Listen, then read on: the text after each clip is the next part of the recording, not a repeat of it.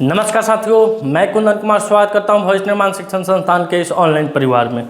दोस्तों, आज का सेशन आपके लिए इसलिए बेहद ही महत्वपूर्ण होने वाली है क्योंकि आज के सेशन में हम चर्चा करने वाले हैं कि अभी पटना हाई कोर्ट ने जो आरक्षण की जो नया नियमावली आई थी, जो आरक्षण की सीमा 50% से बढ़ाकर 75% कर दी गई थी, उसको रद्द कर दी है। साथ ही साथ देखेंगे कि बिहार के किन 4 जिलों में मेट्रो के आगामी आने वाले समय में मेट्रो को स्वीकृति मिल सकती है और भूमि मापन में यानी मिट्टी उर्वरक जांच में बिहार का कौन सा जिला प्रथम स्थान पर आया है। इन तमाम खबरों पर आज विशेष रूप से चर्चा होगी, तो आप मेरे साथ वीडियो के लास्ट तक बने रहिएगा। लास्ट का क्वेश्चन आपके लिए बेहद ही दमदार होने वाला है और लास्ट में जो आपसे क्वेश्चन पूछा गया है उसका उत्तर आपको कमेंट सेक्शन में जाकर देना है। तो चलिए शुरू करते हैं, आगाज करते हैं, श्री गणेश करते हैं इस शानदार जानदार सेशन का एक शानदार मोटिवेशनल कोटेशन के साथ। आपकी किस्मत आपको मौका देगी मगर आपकी मेहनत सबको चौंका देगी। वाह, आपकी किस्मत आपको क्या देगी दोस्तों? बार बार मौका देगी, मगर आपकी जो मेहनत है वो आप किस लय से मेहनत कर रहे हैं, किस हिसाब से मेहनत कर रहे हैं, वो मेहनत सबको क्या करने वाली है? चौंकाने वाली है। कल वीडियो के लास्ट में क्वेश्चन पूछा गया था दोस्तों कि हाल ही में चर्चा में रही स्पर्श सेवा किस मंत्रालय से, तो इसका उत्तर हो जाएगा रक्षा मंत्रालय से है स्पर्श सेवा दोस्तों। अब आइए आज देखते हैं दोस्तों विश्व योग दिवस। क्या देख रहे हैं दोस्तों? विश्व योग दिवस के बारे में जानते हैं, चर्चा करते हैं थोड़ा। इसे कब से मनाया जाता है, क्यों मनाया जाता है, इस पर एक शानदार टॉपिक इस सेशन के बाद एक शानदार सेशन लेने जा रहे हैं इस पर, जिसका लिंक हम डिस्क्रिप्शन बॉक्स में डाल देंगे। उस लिंक पर जाकर आपको टच करना और विश्व योग दिवस के बारे में जो भी क्वेश्चन आपके दिमाग में चल रहा होगा वो सारे क्वेश्चन का उत्तर वहाँ से आपको देखने को मिलेगा। तो दोस्तों, हर एक साल विश्व योग दिवस हम लोग 21 जून को मनाते हैं।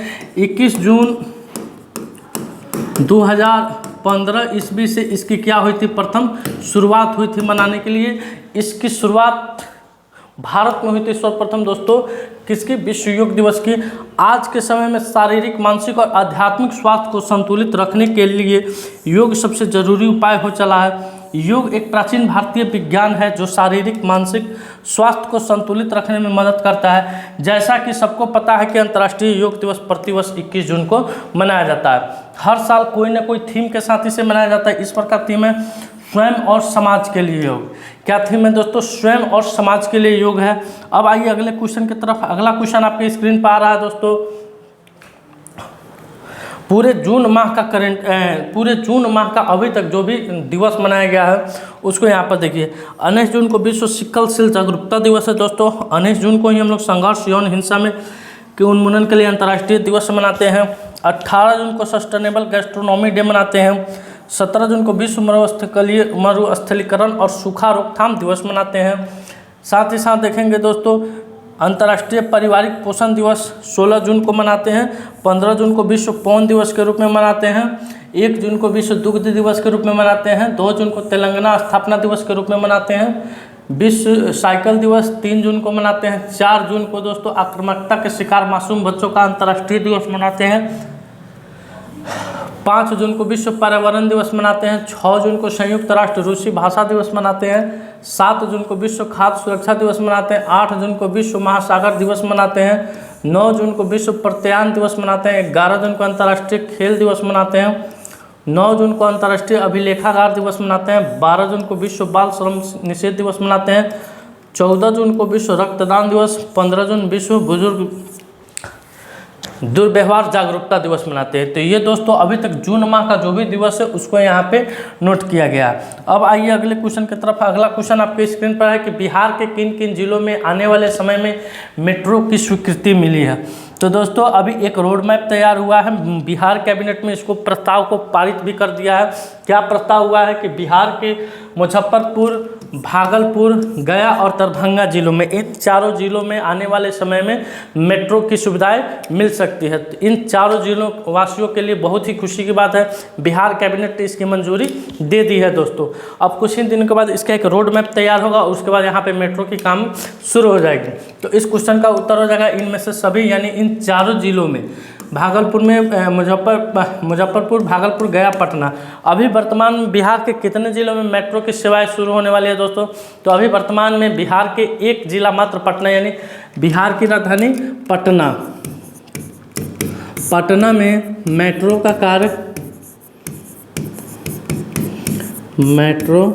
का कार्य चालू है।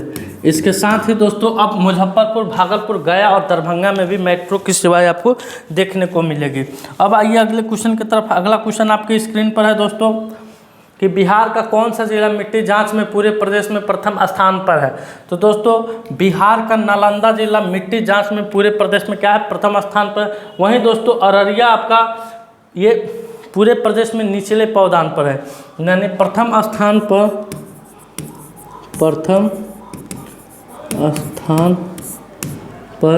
नालंदा, अंतिम स्थान पर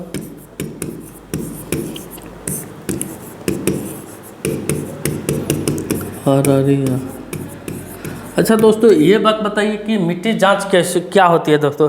तो मिट्टी जांच, मिट्टी को लैब में ले जाकर आप किसान अपने खेतों के मिट्टी को लैब में ले जाकर मिट्टी जांच की प्रक्रिया को पूरी करते हैं। इससे पता चल जाता है कि उस खेत में किसकी कमी, किस विटामिन की कमी है और कितना पोषक तत्वों की मात्रा उसमें और अधिक देने की जरूरी है। तो इसमें प्रथम स्थान अपने नालंदा जिला को आया है। आइए अगले क्वेश्चन की तरफ बढ़ते हैं। अगला क्वेश्चन आपकी स्क्रीन पर है कि भारतीय टेनिस टीम ने ब्रिक्स खेलों में कौन सा पदक जीता है। तो दोस्तों रूस के कजान में, कहाँ दोस्तों, रूस के कजान में आयोजित ब्रिक्स खेलों में भारतीय पुरुष और महिला टेनिस टीम ने कांस्य पदक हासिल किए हैं। करण सिंह और चिराग दुहान की मौजूदगी वाली पुरुष टीम ने उज्बेकिस्तान को 2-0 से हराकर यह पदक जीता है। वैष्णवी अडकर और आकांक्षा नितुरे की मौजूदगी वाली महिला टीम ने रिपब्लिकन स्पर्शा को भी 2-0 से हराया है। भारत ने कुल पदकों की संख्या यानी 20 जून तक 16 हो गई है। 1 स्वर्ण है, 3 रजत और 12 क्या है, कांस्य पदक है दोस्तों। तो इस क्वेश्चन का उत्तर क्या हो जाएगा, कांस्य पदक हो जाएगा। अब आइए अगले क्वेश्चन की तरफ। अगला क्वेश्चन आपके स्क्रीन पर आ रहा है कि हाल ही में आरबीआई ने किस राज्य के सिटी कोऑपरेटिव बैंक का लाइसेंस रद्द किया है। तो अभी दोस्तों तबातोड़ आरबीआई के द्वारा हर एक बैंकों पर छापा मारा जा रहा है।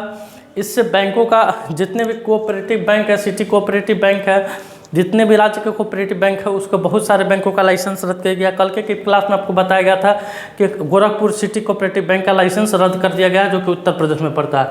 अब की बार यह गाज महाराष्ट्र सिटी कोऑपरेटिव बैंक पर गिरा है, जिसका लाइसेंस रद्द कर दिया गया है। आरबीआई ने अपर्याप्त पूंजी और कमाई की संभावनाओं के कारण महाराष्ट्र के सिटी कोऑपरेटिव बैंक का लाइसेंस क्या कर दिया, रद्द कर दिया है।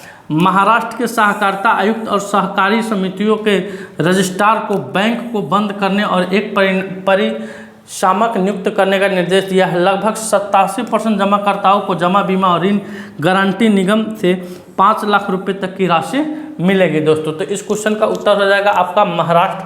अब आते हैं अगले क्वेश्चन की तरफ। अगला क्वेश्चन आपके स्क्रीन पर आ रहा है कि हाल ही में किस देश ने मीठे पानी की नई डायतम प्रजाति इंडिकोनेमा की खोज की है।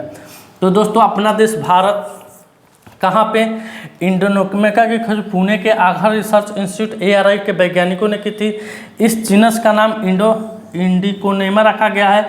डायटम वैश्विक ऑक्सीजन को 25% उत्पादन के लिए महत्वपूर्ण है और जलीय स्वास्थ्य के प्रमुख संकेतक के रूप में काम करते हैं।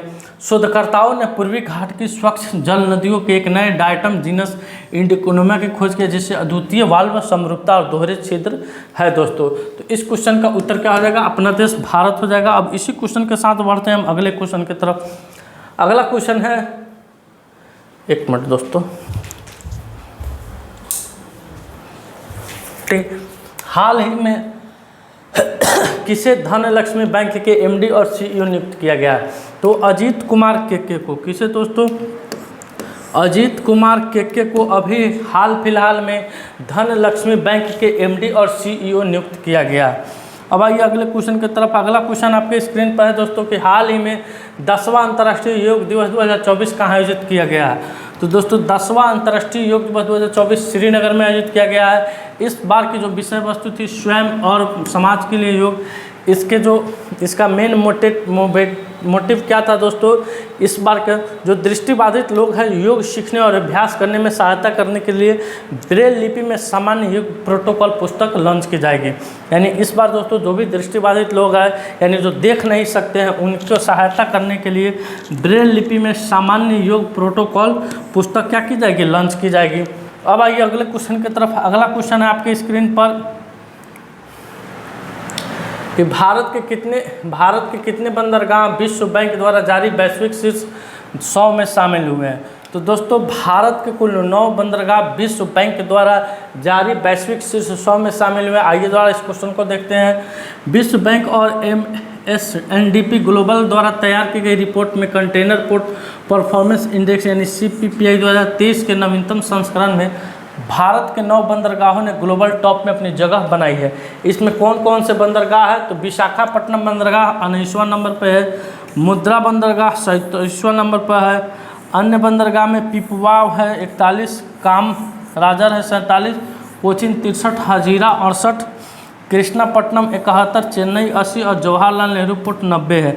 अभी केंद्रीय बंदरगाह मंत्री कौन है दोस्तों? तो सर्बानंद सोनोवाल है। अब आइए अगले क्वेश्चन की तरफ। अगला क्वेश्चन आपके स्क्रीन पर है दोस्तों कि हाल ही में सुरमा पाढ़ी किस राज्य की विधानसभा की दूसरी महिला अध्यक्ष बनी है? तो दोस्तों सुरमा पाढ़ी उड़ीसा राज्य की विधानसभा की दूसरी महिला क्या बनी है? अध्यक्ष बनी है।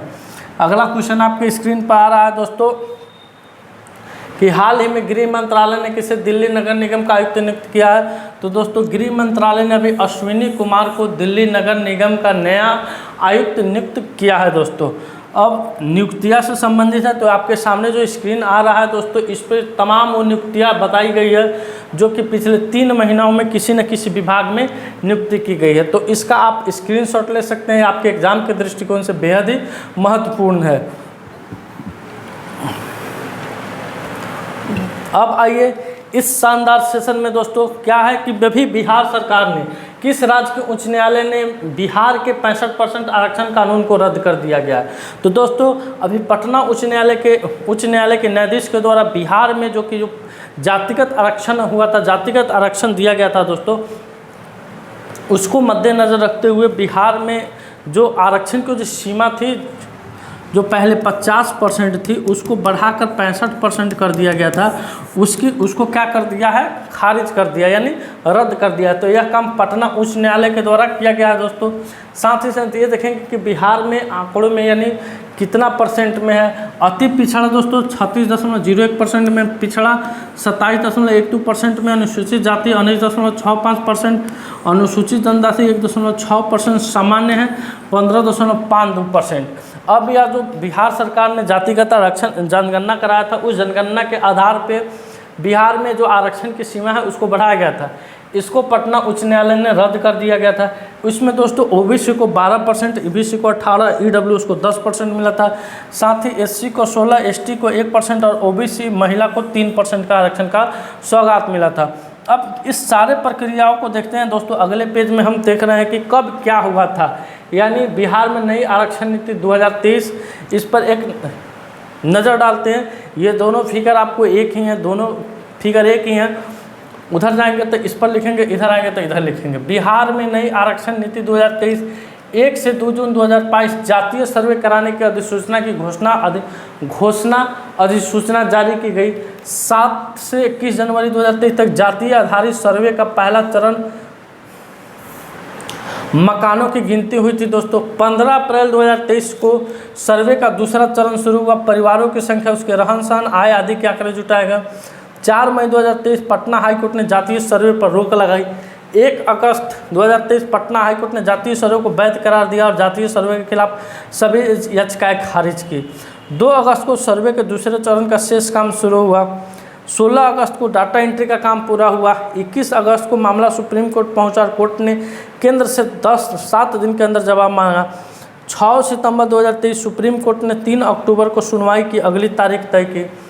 2 अक्टूबर को 2023 को सर्वे की पहली रिपोर्ट जारी की गई, जिसमें बिहार की 215 जातियों की आबादी सार्वजनिक हुई।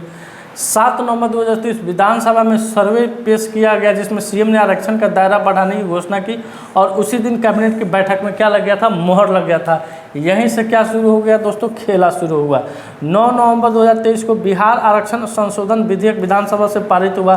10 नवंबर 2023 को बिहार आरक्षण संशोधन विधेयक विधान परिषद से पारित विधेयक को मंजूरी के लिए राज्यपाल के पास भेजा गया।